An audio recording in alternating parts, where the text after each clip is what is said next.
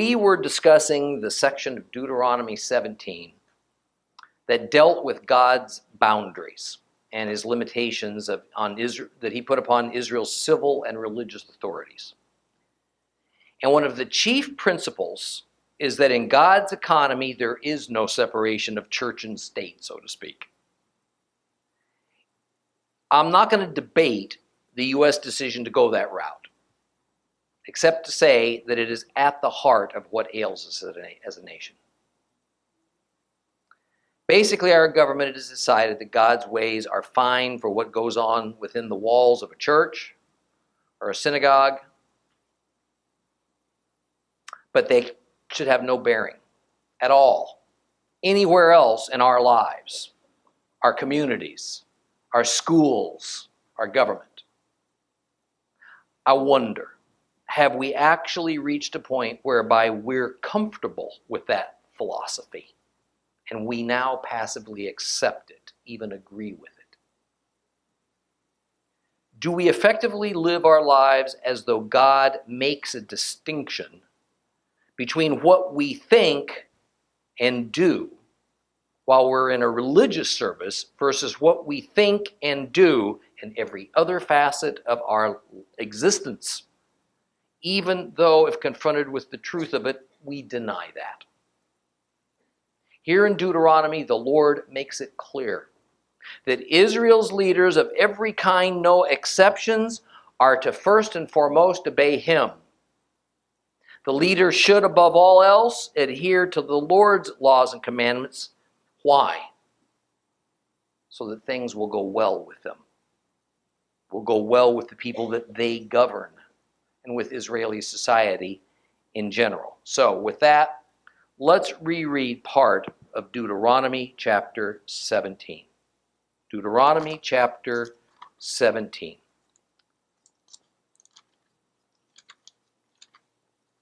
If you have a complete Jewish Bible, we're going to start on page 216. 216, Deuteronomy, and we're going to start at 17, verse 8. If a case comes before you at your city gate which is too difficult for you to judge, concerning bloodshed, civil suit, personal injury, or any other controversial issue, you are to get up, go up to the place which Adonai your God will choose, and appear before the priests who are Levites and the judge in office at the time. Seek their opinion. They will render a verdict for you. You will then act according to what they've told you in that place which Adonai will choose, and you are to take care to act according to all of their instructions. In accordance with the Torah they teach you, you are to carry out the judgment they render, not turning aside to the right or the left from the verdict they declare to you. Anyone presumptuous enough not to pay attention to the priests appointed there to serve Adonai your God or to the judge, that person must die. Thus you will exterminate such wickedness from Israel. All the people will hear about it and be afraid to continue acting presumptuously. When you have entered the land of Adonai, the land that Adonai your God is giving you, have taken possession of it and are living there, you may say, I want to have a king over me, like all the other nations around me. In that event, you must appoint as king the one whom Adonai your God will choose. He must be one of your kinsmen, this king you appoint over you. You are forbidden to appoint a foreigner over you who's not your kinsman. However, he's not to acquire many horses for himself or have the people return to Egypt to obtain more horses, inasmuch as Adonai told you to never go back that way again. Likewise, he's not to acquire many wives for himself so that his heart will not turn away, and he's not to acquire excessive quantities of silver and gold.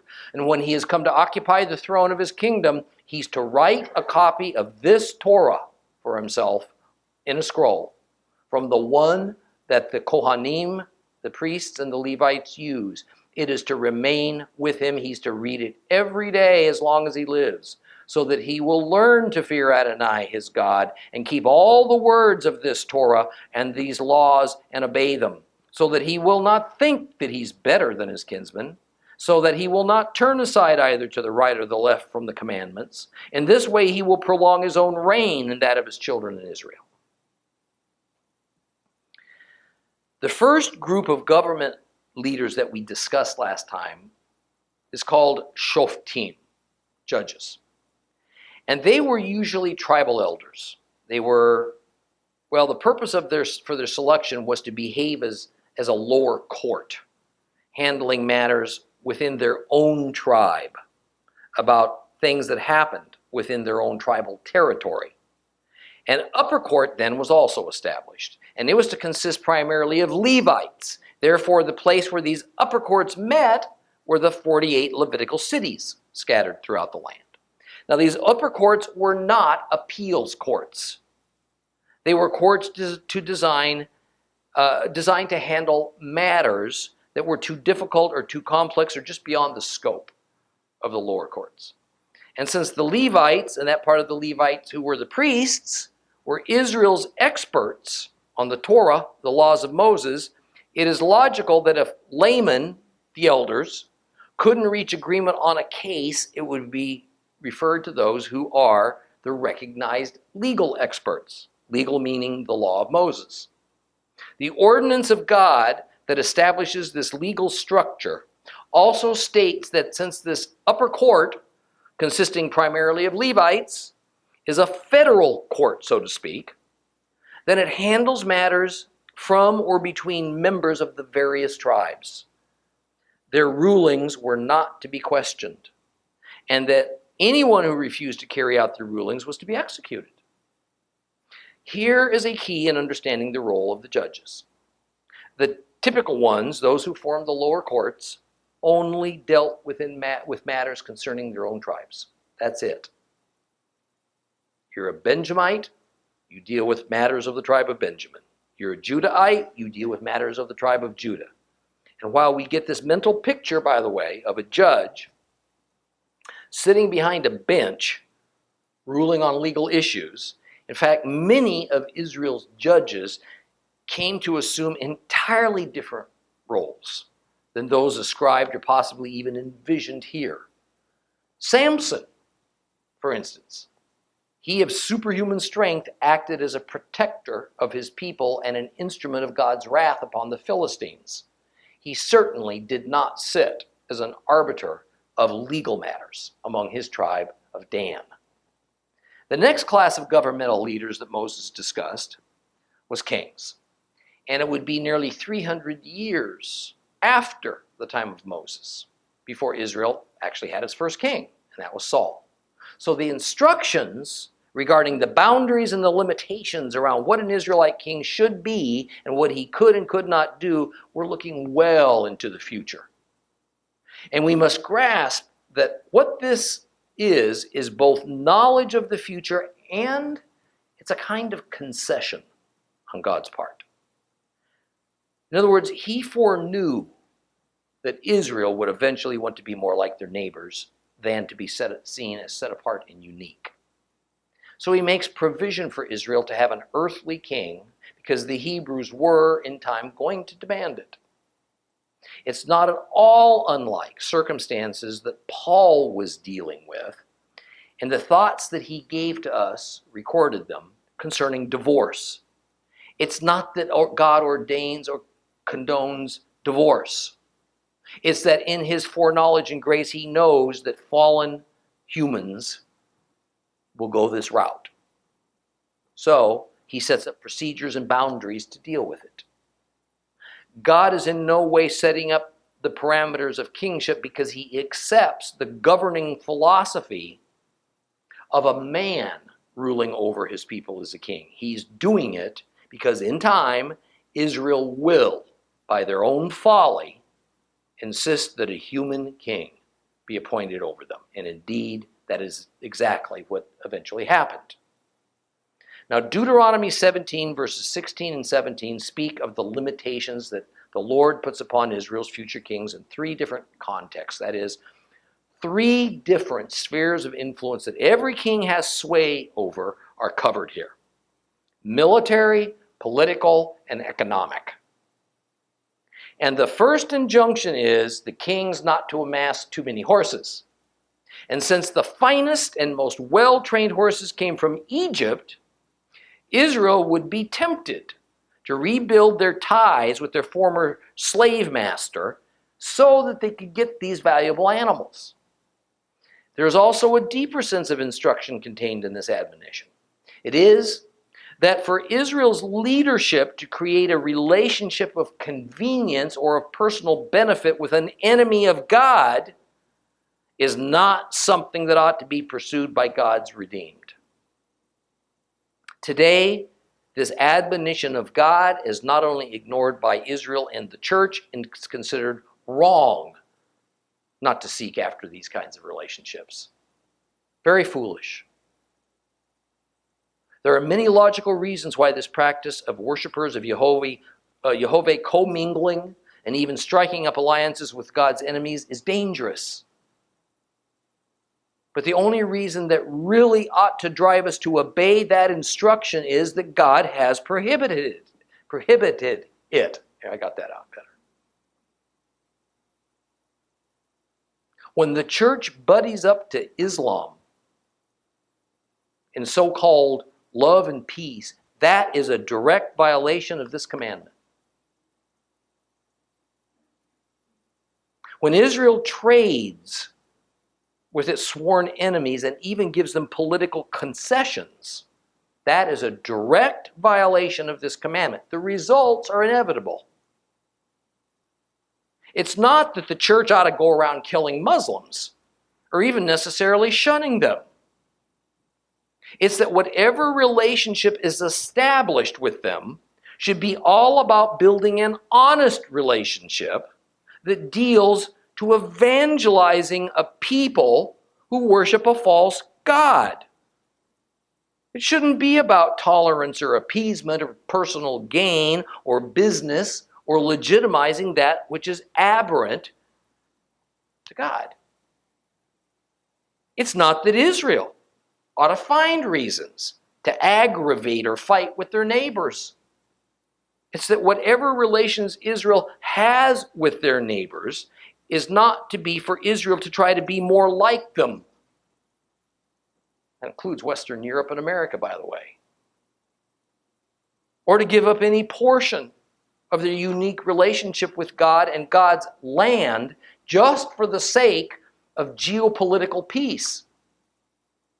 Or to essentially give up their set-apart status so that they can join the world's League of Nations and partake of global wealth. Further, there's an interesting side comment that Israel is not to turn to Egypt for more horses. You must never turn back that way again. Lots of interesting exegesis has come from this passage, and its intent is not thoroughly agreed upon. But keep in mind that this is a warning to any future Israelite king. And the least it is that Israel is not to turn to their former masters, Egypt, for help or for sustenance. Israel is not necessarily to be at war with Egypt, but neither are they to ally themselves with Egypt or become dependent on Egypt for items that the king thinks is important to him. And I think the wisdom of this and its point is probably best expressed as an unequal yoking or an illicit mixture. What have the people of God got to do with Egypt? God's answer? Nothing. You know, it's ironic that in the 21st century, the very same people, Islam, that the Western world is at war with, are the same ones that we've made ourselves dependent upon for a key element of our economy and our military. We have made a pact with the devil, so to speak. And although it's taken a while, the debt's coming due. What began as a Western debate on oil as it relates to warring against Islam has now turned to a debate on whether or not it's better to appease them than to continue to hold on to our traditional Judeo-Christian values. Recently, the new approach to this seeming intractable problem is essentially removing religion as an issue altogether by reforming the world as a universal secular humanist society that demands tolerance of all gods but upholds none. I'm afraid that everything that I see and that the Bible prophesies is that appeasement and surrender to evil is well underway. And it is this that leads to Armageddon. Although the world's doing everything it humanly can to prevent it, it thinks. This is what the verse of not going back that way is primarily about. Because if Israel's kings ever start looking to the same people who view them as no more than escaped slaves for friendship and as a source of strategic military hardware or economic benefits, the price is going to be to compromise or even abandon God's principles in order to achieve that. And of course, that's exactly what the West, and even frankly, a great portion of the church is in the process of doing as we speak. In Moses' day, horses were for one primary purpose: to pull chariots. And chariots were used for two things: as limos for the king, and more importantly, they were key armaments for ancient warfare. The more chariots a king had in his arsenal, the more formidable he was in battle. The kings of Israel were instructed to place their trust in God, not in military armament. Their power was to be their faith in the God of Israel, not in that era's most advanced weaponry. Even so, God does not speak against Israel being well armed or having a substantial military. Rather, it is that their hopes of victory are the Lord, and thus obedience to Him is the key to their survival. And the source of their power and their ability to survive certainly shouldn't come from a people, in this case Egypt, who could pull the plug of that power source anytime they feel like it. Further, as has always been, kings who taste great power are very jealous to keep it.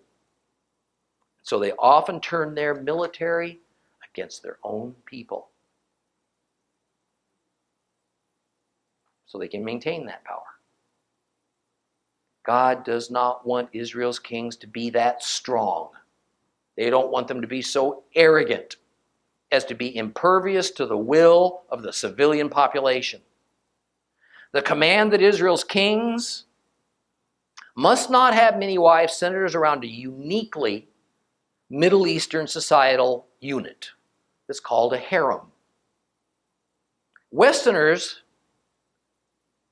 tend to think of a harem as simply a pleasure palace full of beautiful women for use by the king and his court. That's far from reality. Political power in the Bible era came as much from forming strong alliances as it did from exercising military might. And those alliances almost always entailed intermarriage between the families of the king that were involved. We miss the point in the infamous story of Solomon and the enormous number of wives and concubines in his harem, because the idea that seems to be prevalent among the church is that Solomon was on some level a self-indulgent sex maniac. Rather, the Bible story was meant to brag about the immense number of alliances he'd created throughout the region and how wrong-minded that was. Every wife, every concubine meant an alliance with a foreign power. Harems were not large palaces full of only women. It was where the children of these women also resided. For a king to disgrace or show disrespect to one of his wives among his harem, well, that was tantamount to an international incident. It could bring about war with the family that wife represented. So the warning that comes that a king's heart might go astray should he have a large harem means this king would be tempted to be more focused on keeping his wives and the alliances they represent satisfied than paying attention to God's people and to God's commandments. A lot of compromise. Now let me also remind you that the use of the word heart here was referring to the king's mind, his intellect, what interested him, what he felt was important, not his emotions or his love and affection towards his harem. And finally, is issued a warning for the king not to go about amassing a personal fortune on the backs of his subjects. And how would a king go about doing that? By heavily taxing his people, by confiscating wealth from those smaller nations and city-states he's conquered and then put under his control. And while all of that was standard operating procedure for Canaan's kings, the Israelite king was only to gather wealth for the good of his nation in order to fund a proper military, to care for the neediest of his society, and for national building projects like roads that truly benefited the people on a corporate level. The biblical reality is that the story of David's son, King Solomon, is told in a fashion meant to highlight that he violated all the provisions of the law. He was supposed to abstain from an overly large military, to avoid having many wives in the alliances they represented, and to not store up wealth for himself. Even with Israel having a king, the law we are reading in Deuteronomy was designed to retain God as the ultimate king of Israel, and the human king simply being God's representative on earth with the intent of accomplishing the Father's will, even though much more imperfectly than if Israel had not insisted on having a human king in the first place. You know, it's difficult in a short period of time to explain why God's definition of an earthly king as ordained in Deuteronomy is so opposite of mankind's definition of a king. But suffice it to say that earthly kings typically created the laws for their people, and just as typically exempted themselves from all those laws. We don't see any of that going on, do we?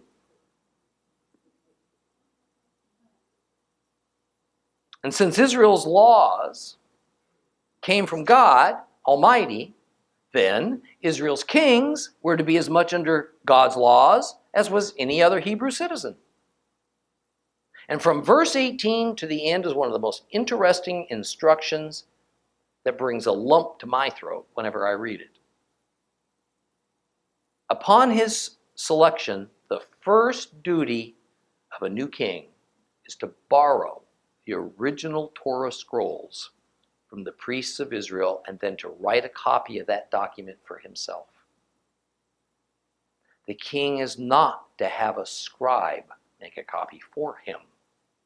He's to take whatever time is needed to write it word for word and then to keep it close by his side as that instrument that governs his life and is the law of the land for governing the people who look to him for leadership.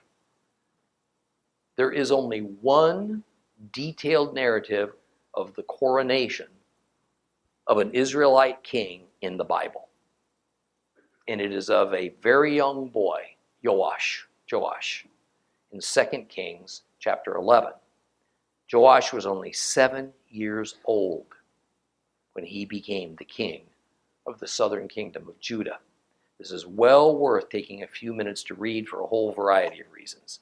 Turn your Bibles to 2 Kings chapter 11. We're going to read from verses 1 through 16. 2 Kings chapter 11.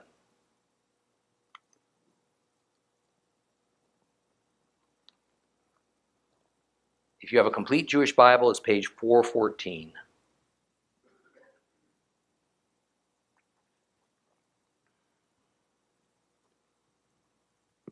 Verses 1 through 16.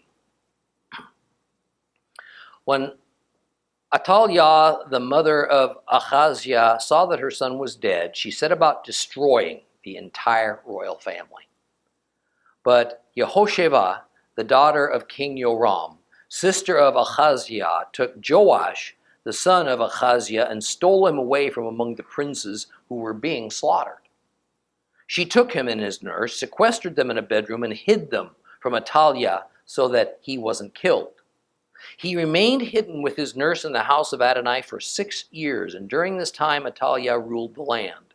In the 7th year, Jehoiada summoned the captains of 100-man platoons of both the Kari and the guard, and he brought them into the house of Adonai and made an agreement with them and had them swear to it in the house of Adonai. Then he showed them the king's son and gave them this instruction. Here is what you are to do. Of you who come on duty on Shabbat, Sabbath, a third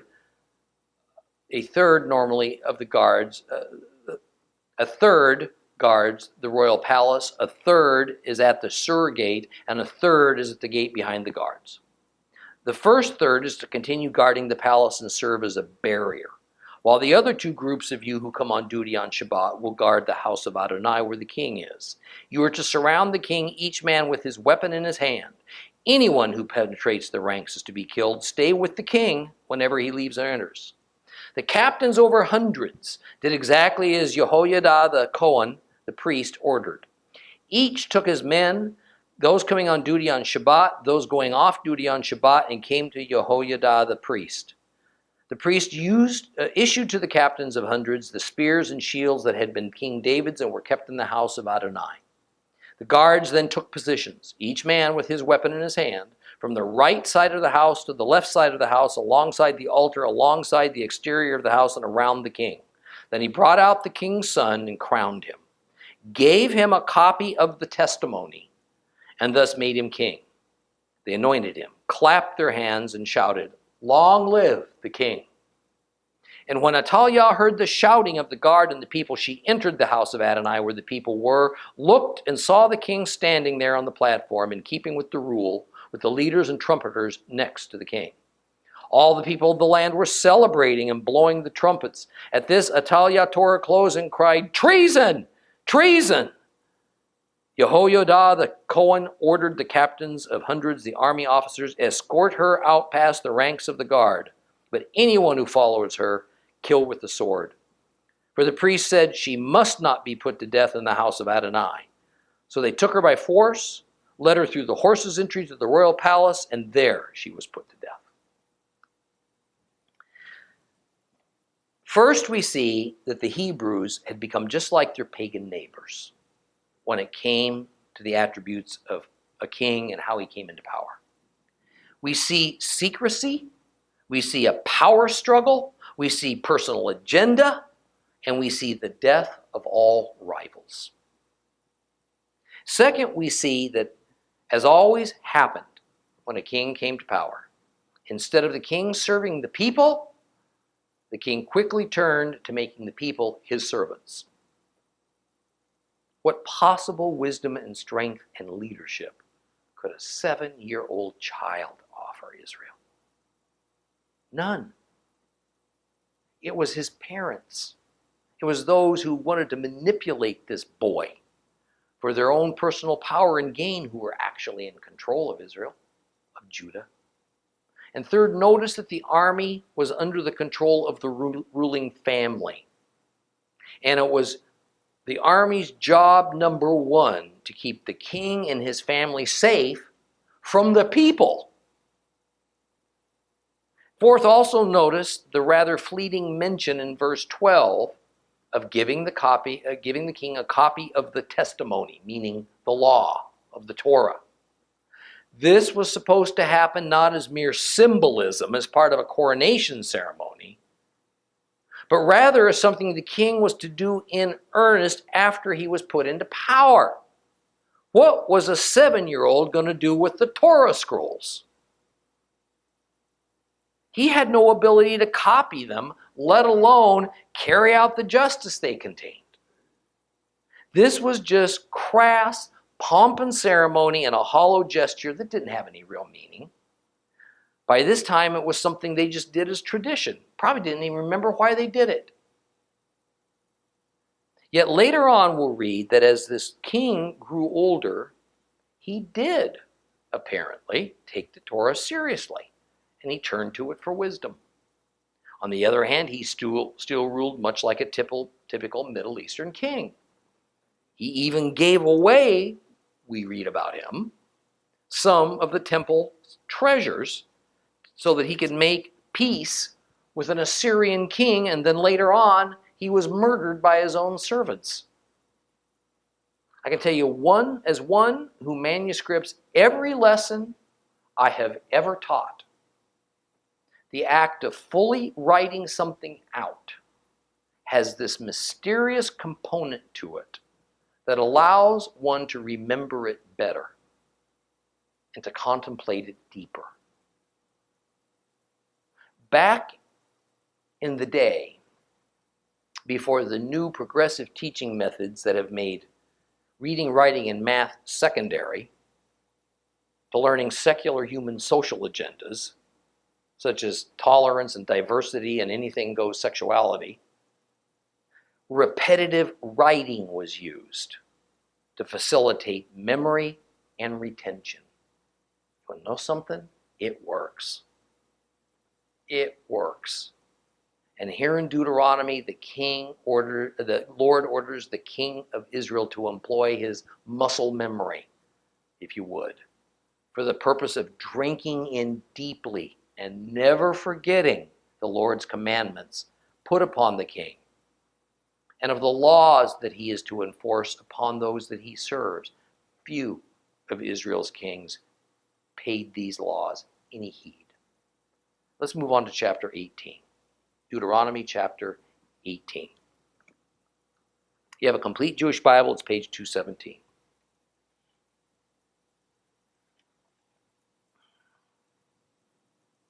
The Kohanim, the priests, who are Levites, and indeed the whole tribe of Levi, are not to have a share or an inheritance with Israel. Instead, their support will come from the food offered by fire to Adonai and from whatever else becomes his. They will have no inheritance with their brothers, because Adonai is their inheritance, as he has said to them. The priests will have the right to receive from the people, from those offering a sacrifice, whether ox or sheep, the shoulder, the jowls, and the stomach. You will also give him the first fruits of your grain, new wine and olive oil, and the first of the fleece of your sheep.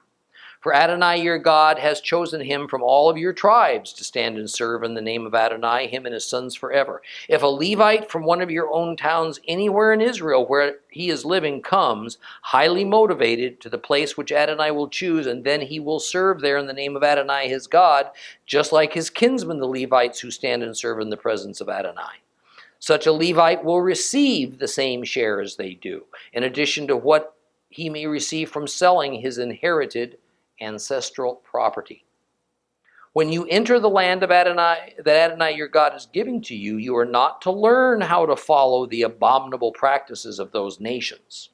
They must not be found among you anyone who makes his son or daughter pass through fire, a diviner, a soothsayer, an enchanter, a sorcerer, a spellcaster, a consulter of ghosts or spirits, or a necromancer. For whoever does these things is detestable to Adonai. And because of these abominations, Adonai your God is driving them out ahead of you. You must be wholehearted with Adonai your God. For these nations which you are about to dispossess listen to soothsayers and diviners. But you, Adonai your God, does not allow you to do this. Adonai will raise up for you a prophet like me from among yourselves, from your own kinsmen. You're to pay attention to him, just as when you were assembled at Horeb and requested Adonai your God. Don't let me hear the voice of Adonai my God anymore, or let me see this great fire ever again. If I do, I'll die. On that occasion, Adonai said to me, they are right in what they're saying. I will raise up for them a prophet like you from among their kinsmen. I will put my words in his mouth, and he will tell them everything I order him. Whoever doesn't listen to my words, which he will speak in my name, will have to account for himself to me. But if a prophet presumptuously speaks a word in my name which I didn't order him to say, or if he speaks in the name of other gods, then that prophet must die. You may be wondering, how are we to know if a word has not been spoken by Adonai? When a prophet speaks in the name of Adonai and the prediction does not come true, that is, the word is not fulfilled, then Adonai did not speak that word. The prophet who said it spoke presumptuously. You have nothing to fear from him.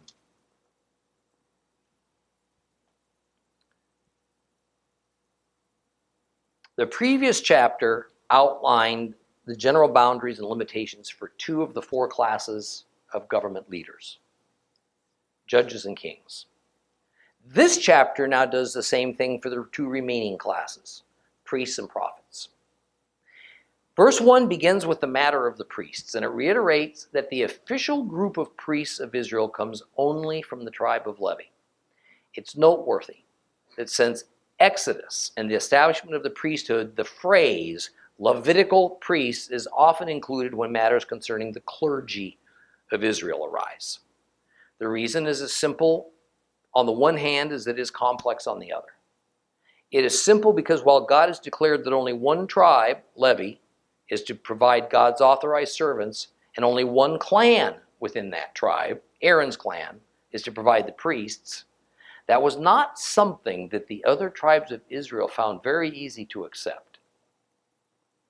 It was the norm for most other Middle Eastern cultures of that era for the king to choose the highest priest. Then the highest priest would choose the lesser priests. And a new king meant a new batch of priests. What families these priests came from played a role in that selection. But it was far more a matter of political, meaning economic, influence, rather than some long established hereditary right to that position. Now remember, let's get some basics here. Until the law was given on Mount Sinai, there was no official priesthood for the Hebrews. Certainly no priestly tribe had been appointed by God. Rather, the firstborns from each family, from every tribe, tended to behave as sort of a family priest. This was a special status that was just relished by the firstborn of each family who held it. So when Moses told the 12 tribes of Israel that God has ordered that this firstborn system is coming to an end, and it was to be replaced by members of the tribe of Levi, it was met with stiff resistance.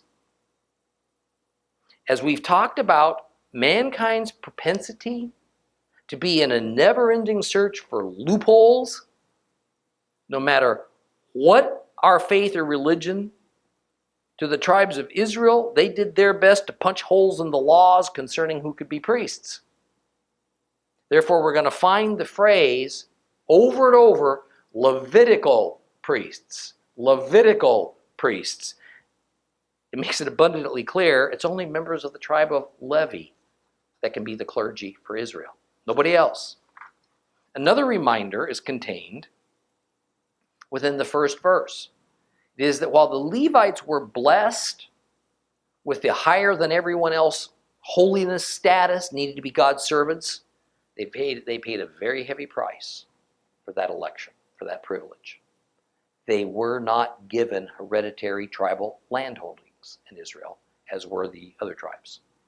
Look at this map from the days of Joshua, and for several hundred years after. And we'll find fairly well-defined districts that were assigned as forever landholdings for each tribe of Israel. But nowhere is there such a thing as a territory of Levi.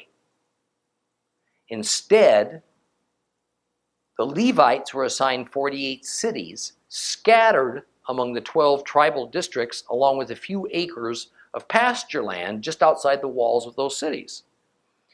It is this understanding of both the Levite status and of their lack of land that Israel is to respond to that by means of their corporate duty to support the tribe of Levi in exchange for the Levites' duties to the central sanctuary and to the local courts and as teachers of the law. Torah teachers. Now the focus of verses 3 through 5 is to address the livelihood of these priests and Levites, and we're told that this livelihood is to come primarily from the sacrifices of firstlings that are offered by members of the other tribes, meaning the firstborn animal sacrifices, the first fruits from the field and from the crop, and so on. And as we covered a long time ago in Leviticus, there were many specific classifications of sacrifices, each with a different protocol, each with a different purpose. Therefore, back in verse 1, we're told that a group of sacrifices, typically rendered in English as fire offerings or something like that, is to be the source of sacrificial offerings from which the priests and Levites get to keep a portion of it for themselves. The Hebrew term for fire offering is ishisheh. It's not the same thing as that common term, the burnt offering, which in Hebrew is olah. Isheh represents a series of sacrifices that are designated as those that, while a portion of it gets burned up on the altar, another and larger portion can be used as food for the clergy. While olah indicates a class of sacrifice in which the entire animal is burned up, none of the meat can be used as food for anyone. I want to be clear about something because someone has asked me about this before, and it's a good question. Was all the meat from the sacrificed animal placed on the altar fire and then some of it removed for food when it was cooked? The answer is no. That which was held back for the clergy and the worshiper was not put on the altar fire. This wasn't a backyard barbecue where the meat was cooked on a communal grill and that everybody kind of grabbed a rib or a burger. The altar was not a place where meat was cooked. This is important. Meat was not cooked on the altar. Meat was destroyed on the altar. It was burnt up till ashes. Although my father used to do the same thing with the meat we had on our barbecue grill, I'll tell you. My wife can testify to that, by the way. 3 specific parts of the various sacrificial animals, when used as fire offerings, were to be set aside as food for the priests and the Levites. The shoulder, meaning the upper part of the right foreleg that goes from the shoulder to the knee, and that part of the stomach that is also called the fourth stomach. Also, the clergy is to receive the jowls and the tongue. Now, for most moderns, those last couple of items are considered as waste meat. That was not the case in that era. These were good, desired portions of meat, and not just within Hebrew culture. And in verse 4, we're told that in addition to these meat portions, certain agricultural produce was to go to the priests and the Levites. And we've talked on several occasions about first fruits offerings. Well, it was understood that all first fruits were to go to the Levite clergy as their portion. And in addition to grain and to fruit, this included olive oil, wine, even wool from the shearings of sheep. And that's just the beginning of the list. And starting in verse 6, we get this cryptic statement that a Levite can go from any settlement within the land of Israel to the place the Lord has chosen, and if that Levite desires, he can serve there. Here's what this is getting at. Most Levites lived in small towns and cities and remote areas of the various Israelite tribal territories. It was in one of these 48 Levite towns where they lived and they served. Many Levites, however, desired to serve at this awesome central sanctuary, the seat of religious power, and not just at some local village and dealing with mundane everyday matters. Therefore, the Lord makes it clear that all Levites are to be given an opportunity to participate at the tabernacle if they want to. And later we're going to see an interesting system of courses devised, whereby the Levites are organized into groups from various areas and are given turns as a unit to officiate and serve at the temple in a kind of set rotation. And it says in verse 8, they shall share and share alike from the offerings and the sacrifices. No one is to be excluded or to get any more than the other. Next, chapter 18 discusses the all-important office of prophet. And it is interesting what has been set down as limitations and warnings for judges and kings not to abuse their power, and then the instruction for Israel to make provisions for priests and Levites. This now turns to the duty of people to pay close heed to God's prophets. And in this case, it is that all Israel is to listen to these prophets. Judges, kings, priests, citizens at large, everybody is to listen to God's prophets. Prophets represented an official office within Israel. These people were not self-appointed. While priests were to observe and teach, and in some cases adjudicate the written word of God, the prophets were more Moses-like, or maybe more Samuel-like. The prophets were those who had a legitimate line of communication directly with God. Since prophets are God's messengers to Israel and to Israel's leader, then Israel is, of course, to obey the words of the prophets, because they're God's words.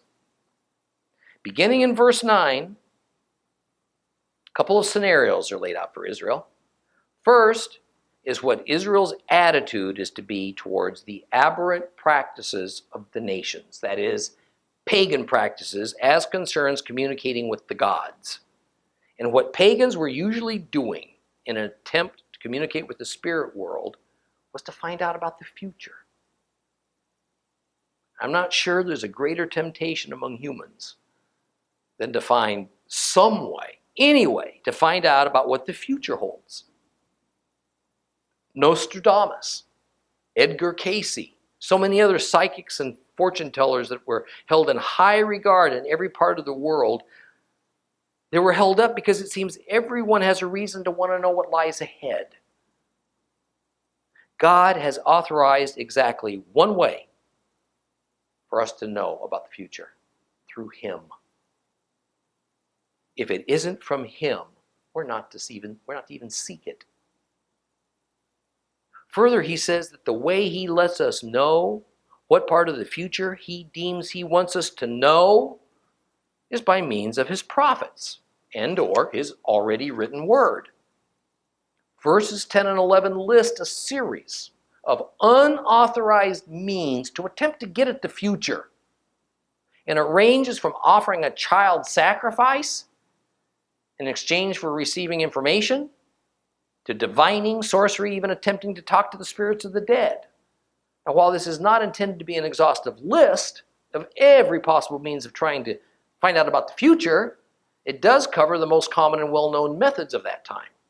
And what is listed includes things like reading the entrails of animals, talking with ghosts, looking at patterns of oil or blood dripped into bowls of water, magic, all of this. The Lord says anyone who does these things is aberrant to Him. I want to be clear. You know those cute little psychic hotlines advertised on TV? Those tarot cards we can buy at Barnes & Noble? Those palm readers next to the tattoo parlors? We can joke about them, but I want you to know these folks are serious about what they do. Serious. God's serious about it too.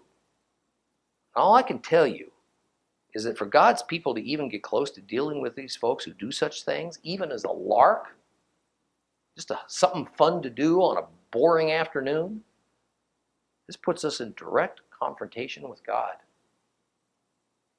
Not a very good idea. And the Lord says that this is the reason He's kicking those Canaanites out of their own land and giving it to Israel, because they do all this stuff. So Israel is certainly not to do what the Canaanites have been doing in trying to divine the future. Rather, the Lord says in verse 15, He'll raise up a prophet for Israel for this purpose. When it's God's will that Israel should know things about the future, God will appoint a prophet to tell them. And in that quote, it's made crystal clear that when a prophet speaks, all Israel is to obey. But it also says in verse 20 that if a prophet speaks something that God didn't tell him to say, or he speaks in the name of false gods, what happens to that prophet? To die, to be executed. This is a Hebrew prophet that's being spoken about here. So the first issue concerns pagan prophets. Now the issue is Israelite prophets. And the question becomes a sticky one because it's bedeviled Judaism and Christianity forever. How can we tell a false prophet from a true prophet of Jehovah God when both are claiming to be loyal believers of the God of Israel? Both are claiming that their word is directly from God and so it's trustworthy. How do we know? The simplistic answer lies in verse 22.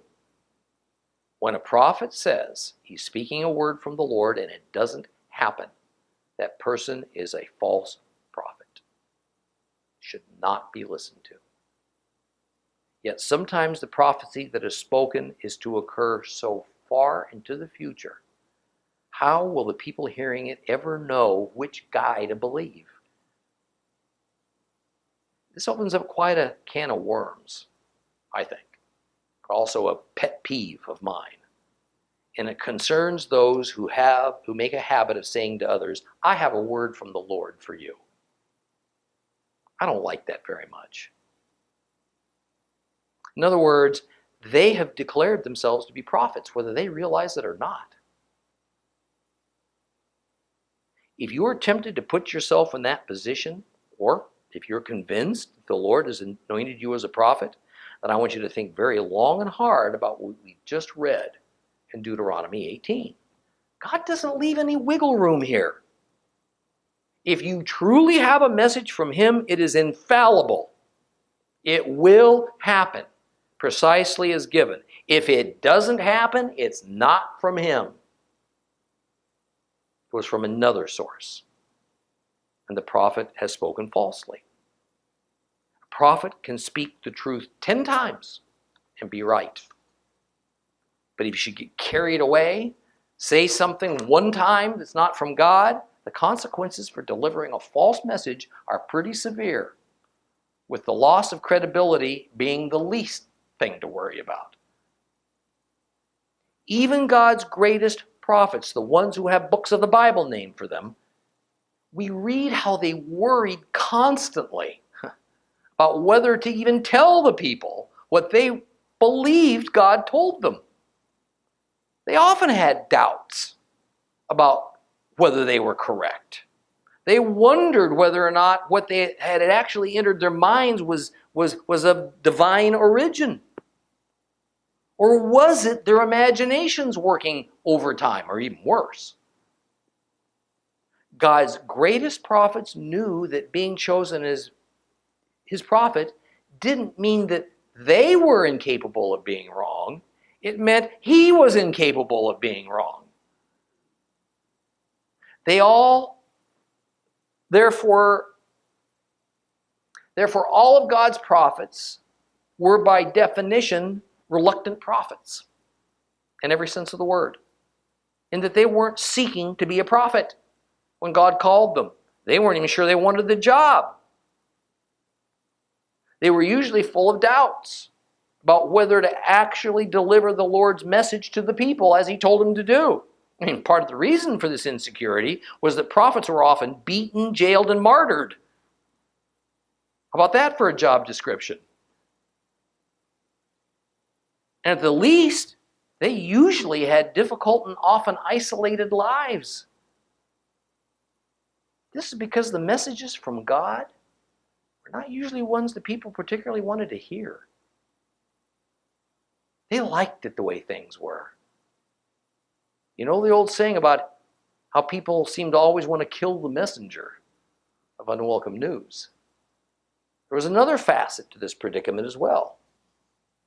Prophets understood God's sovereignty to a point that most of us generally don't. They knew full well that God might send them a message that if the people don't stop doing thus and so and repent, that God was going to destroy them. The prophets also understood that it was God who would determine if the people complied with what he told them to do. The Lord didn't consider the views of humans who just stood back and observed the whole thing. So like the story of Jonah at Nineveh, Jonah was concerned that the people of Nineveh might actually listen to God's ultimatum. Repent in their hearts, invisibly to humans, but exactly what God was looking for, and avoid the prophecy of destruction that Jonah was sent to pronounce upon them. The result would be that God would overturn his decision to annihilate the city and withhold his wrath. From Jonah's viewpoint, the prophecy of destruction that he preached then might not occur. And guess what that would do? That'd make him a false prophet in the eyes of the people. And at the least, his own people wouldn't want to hear him any longer. And at worst, he might be executed for being a false prophet. He was so concerned about this prospect, what did he do? He fled. He tried to hide from God. God had to retrieve him, threaten him to deliver his message to the people of Nineveh. All of this anxiety and trouble that Jonah faced was completely standard operating procedure for God's prophets in the Bible, and it's my contention that that pattern has never changed. So let's understand, being a prophet is a great and honorable thing. It's also fraught with danger, a lot of difficulty. It's not something we ought to seek after. Telling someone what you believe is a word from the Lord for them is no trivial thing. And the Bible's prophets are about the greatest example of that. Next week we'll begin Deuteronomy 19. Please stand.